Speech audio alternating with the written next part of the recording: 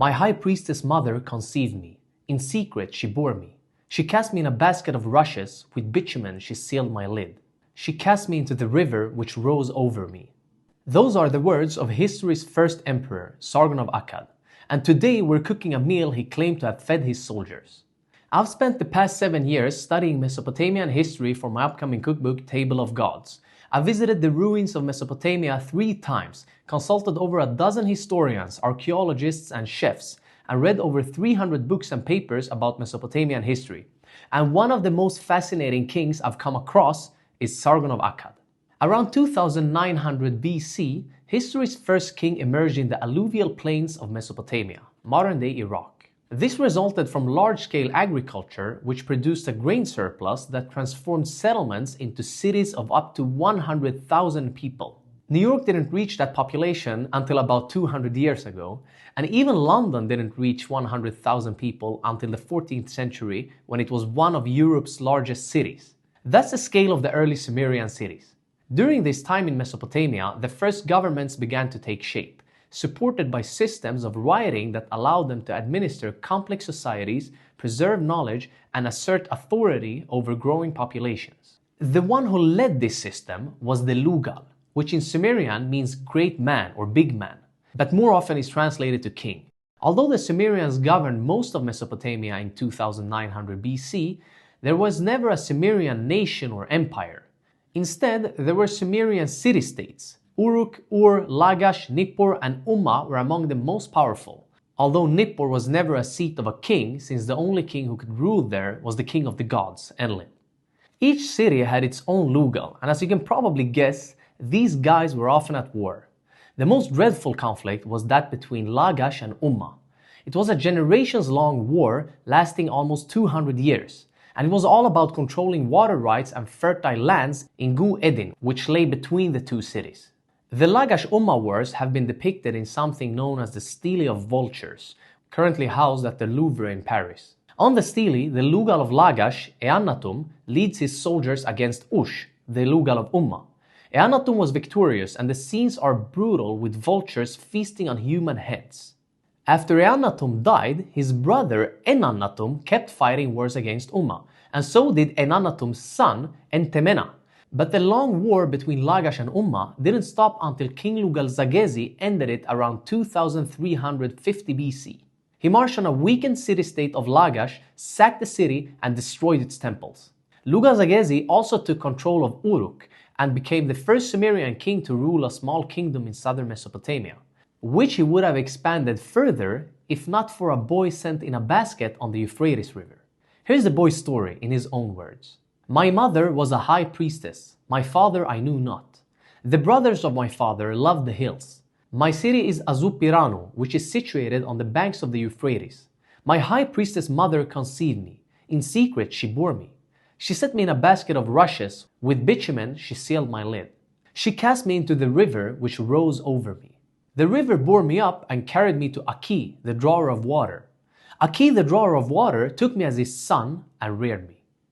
This boy was none other than Sargon of Akkad, whose birth name almost certainly was something else, but for now we'll call him Sargon. As Sargon explained, he was set in a basket on the Euphrates River because his priestess mother was not supposed to become pregnant. Had the wrong people found out she'd given birth to a boy, they likely would have killed her and her son. So she did the hardest thing any parent can do. But through a stroke of luck or fate or whatever you want to call it, Sargon survived. And if his story sounds anything like that of Moses, let me remind you that Sargon's story was written centuries earlier. Anyway, the river carried Sargon to Kish, where a gardener named Akkad found him. Akkad raised him as his son. The boy became a gardener like his adoptive father and, in time, the cupbearer to King Ur-Zababa.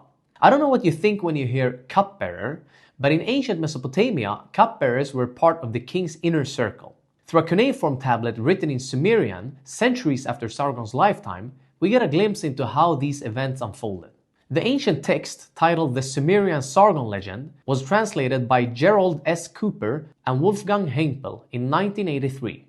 Lines 1 to 7 read, One day after the evening had arrived, and Sargon had brought the regular deliveries to the palace, Ur-Zababa was sleeping and dreaming in the holy bedchamber, his holy residence. He realized what the dream was about, but did not put into words, did not discuss it with anyone.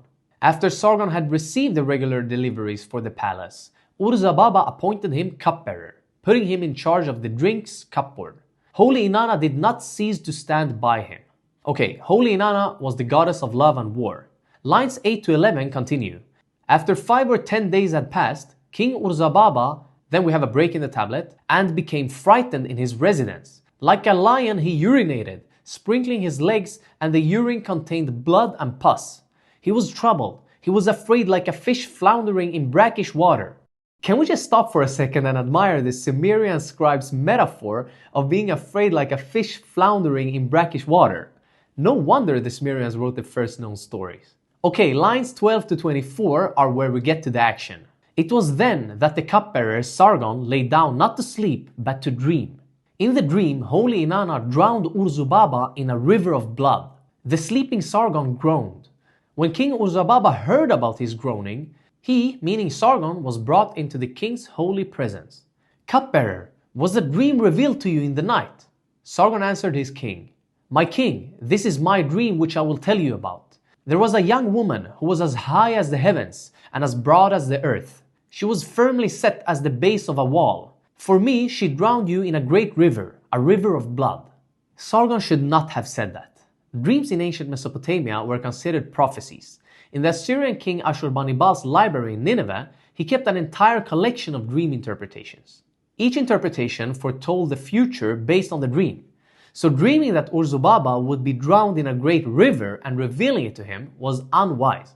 In lines 53 to 56, the Sumerian scribe continued. In those days, although writing words on tablets existed, putting tablets into envelopes did not yet exist. King Urzubaba dispatched Sargon, the creature of the gods, to Lugal-Zagezi in Uruk with a message written on clay, which was about murdering Sargon. This orphan boy, who was abandoned at birth but miraculously survived and made himself a great career as cupbearer to the king of Kish, was now on his way to Uruk carrying his own death sentence. Sargon likely couldn't read, since Urzubaba sent him carrying the tablet ordering his death. The last lines in the Sumerian Sargon legend are so damaged they make little sense.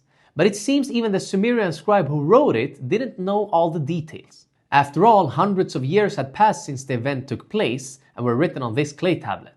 While we know what happened, we lack a chronicle telling us the order of the events. So I'll tell you what happened and explain my reasoning for how it happened, based on the sources available. I believe Sargon had someone translate the tablet he received from Urzubaba. And after realizing Urzubaba wanted to kill him, Sargon summoned those loyal to him and seized power. When you consider that Sargon, the king's cupbearer, was already part of the inner circle of the royal court, it seems plausible. Sargon had access to generals, soldiers, and other influential dignitaries in the royal court. Because what we do know for certain is that Sargon became the king of Kish. And this is also when he took the throne name Sargon, pronounced Sharokin in Akkadian, which means true king. After seizing power in Kish, Sargon decided to attack Lugal-Zagezi, the most powerful man in southern Mesopotamia. Here's what happened according to another inscription. Sargon, king of Akkad, king of Kish. He defeated the city of Uruk and tore down its walls. In the battle of Uruk, he won, took Lugal-Zagezi, king of Uruk, in the course of the battle, and led him in a collar to the gate of Enlil. This battle is depicted in 2 victory steles now housed at the Louvre. Here's a fragment showing Sargon striking the captured Lugal-Zagezi with a mace. And on this other stele, Sargon strides forward with the same mace, leading a rank of axe-bearing officers, their hair, cloaks, and weapons marking them as distinct military elite. Sargon has a long royal beard and equally long hair wrapped in a bun, which is exactly how it was depicted on this bronze head, now housed in the National Museum of Iraq in Baghdad. So the inscription I just read says in the first line, Sargon, king of Akkad, king of Kish, supporting my theory that Sargon first conquered Kish before marching on Lugal-Zagezi. Another inscription confirms that Sargon had 5,400 professional soldiers.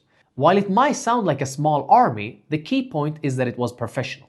And perhaps that's why he managed to conquer Lugal-Zagezi's small kingdom in southern Mesopotamia. Up to this point, around 2334 BC, Sumerian kings went to war with peasants. Not that armed peasants couldn't fight, but against a professional army, they probably didn't stand a chance. How Sargon built this professional army is uncertain, but it seems that it was this army that took down the walls of Uruk. But conquering a city-state or two was nothing new. Lugal-Zagezi had controlled at least 3. What distinguished Sargon from the Sumerian kings who had ruled before him was the way he organized the conquered territories. Sargon had greater ambitions than ruling a small kingdom. Here's an inscription recounting his battle record. Sargon, king of Kish, won 34 battles. He destroyed the walls as far as the front of the sea. The ships of Meluha, the ships of Magan, the ships of Dilmun he collected unto the quay in front of Akkad. Again, Sargon is titled King of Kish, but the capital of the empire he was going to build was not Kish but Akkad or Akkad. And here's one of ancient Mesopotamia's biggest mysteries that isn't a conspiracy theory. Archaeologists still haven't located the city of Akkad, which makes no sense to me. They've mapped and found all other iconic cities of ancient Mesopotamia, and there seems to be a consensus that Akkad was near modern-day Baghdad. So why doesn't anyone just find it? Imagine how many cuneiform tablets are in the ruins of the capital of history's first empire that could reveal so much history. If Akkad isn't discovered soon, I'll probably travel to Iraq to find it myself. But first, I just have to publish my book. Speaking of my book, it will be available for pre-order in August 2026. If you want to join 108,000 people on the waitlist, visit tableofgods.com/YT and sign up with your email. It's free and you'll get 3 recipes from the book, one of them being the meal Sargon fed his soldiers, which I'll taste soon. Each chapter in Table of Gods is set in a city in ancient Mesopotamia and starts with a travelogue, followed by short stories, recipes, and guides on how to speak Sumerian and Akkadian, how to write your name in cuneiform, how to play the royal game of Or, and much more. Table of Gods is essentially a time machine that will transport you to ancient Mesopotamia through all your senses. And by joining the waitlist, you'll be prioritized once the books are produced and ready to ship, if you decide to buy it. Let's return to this inscription. What's interesting is not only that Sargon won 34 battles, but that ships from Meluha and Magan in the Indus Valley and from Dilmun, the island of modern-day Bahrain, docked at the front of Sargon's capital. By controlling these commercial trade routes, Sargon likely collected taxes or tolls, which could have financed his wars even further. The inscription continues explaining that Sargon basically conquered all the Sumerian city-states and washed his weapons in the Persian Gulf. That's really dramatic. But Sargon wasn't merely a general with military skills who won battles. He was also an excellent leader and politician who understood his shortcomings as well as his strengths. For example, instead of killing the soldiers on the enemy side and destroying the conquered cities, as the Sumerian kings did, Sargon took a different approach. He took soldiers captive and recruited those who swore loyalty to him into his army. That way, his army and taxpayers grew with every victory. He also let the Sumerians in conquered territories live, practice their religion, and continue to speak their language. Sargon appointed Akkadian governors, titled Ensi, in all the conquered territories, a strategy the Assyrians would also use over 1,000 years later. And in major Sumerian city-states, Sargon also installed high priests and high priestesses, like his daughter Enheduanna. As high priestess, Enheduanna had great influence and responsibilities. Enheduanna would actually go on to write several poems, and by signing her name to them, she became history's first documented author. But she deserves an entire episode, so I won't go into the details here. By controlling the conquered territories in the south, Sargon turned his gaze north. This inscription from Nippur notes that Sargon conquered Mari and Ebla and territories as far as the cedar forest in Lebanon and the Silver Mountains, which were likely in Anatolia. He even conquered Elam to the east, located in what's now southwestern Iran. And this marks the first time in history anyone had governed different cities, peoples, and regions across large distances under one central authority. And that's why the Akkadian Empire is considered history's first empire. Sargon became a legend. 1,500 years after his death, Assyrian kings still took the throne name Sargon. And 4,297 years after Sargon's death, I named my son Sargon. Through an inscription found in Anatolia, modern-day Turkey, we have reasons to believe Sargon was also admired by the soldiers who fought for him. Sargon led his war campaigns personally and rewarded his soldiers with one of the most appreciated rewards there is: food. Written in first person, the inscription reads, "By Adad and Ishtar, I swear it," I being Sargon, "every day 7,000 of my soldiers ate chops with me." I don't know about you, but when I hit the gym knowing there are chops waiting, I definitely lift more. And I'm pretty certain the same principle of increased performance would apply to hitting the battlefield. But Sargon didn't leave us with more details than chops, which is often the case when trying to recreate ancient Mesopotamian dishes. The only recipes we have from Mesopotamia were written in the city of Ur 500 years after Sargon's death. And those recipes are mostly stews that don't represent even 1% of everything people ate in those days. Though we did make an episode about the Elamite broth, which is one of those recipes, and which I'll link to in the description. But we don't always need recipes to recreate ancient dishes. Through written sources, botanical evidence, and archaeological discoveries, we know a lot about what people ate in ancient Mesopotamia. To start with, the most common animal in Sargon's Akkadian Empire was sheep. Second, Sargon didn't cook for 7,000 people himself. He must have had professional chefs in his army, just like the later Assyrian kings did. Following in Sargon's footsteps, I also recruited chefs, who happened to be my mom, an avid home cook, and my dad, who has run restaurants for 3 decades. I gave them a list of herbs and ingredients that were available in Sargon's vast empire and let them cook. The result is a rack of lamb marinated in rosemary, thyme, extra virgin olive oil, and date syrup, the primary sweetener in ancient Mesopotamia. I intentionally let my parents choose rosemary and olive oil, which weren't locally grown or produced in ancient Mesopotamia. But Sargon's empire reached the Levant and Anatolia, where those ingredients could have been sourced. We start by marinating the rack of lamb, then searing it in a pan on both sides before marinating it again and roasting it in the oven for about 40 minutes. The Akkadians would have done this over an open fire, which my mom doesn't have in her kitchen, but I'll ask her to fix that for the next video. When the lamb is done roasting, we take it out of the oven and pour some marinade on it one last time. As you can probably see, looking at this makes me happy, so I'll dive right into it.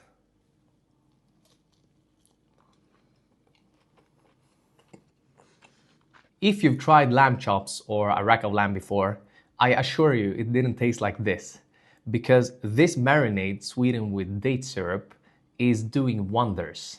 I definitely understand why Sargon's soldiers were motivated to go on battlefield. You can find the recipe in the description, and if you want to try more recipes from ancient Mesopotamia, visit tableofgods.com/YT.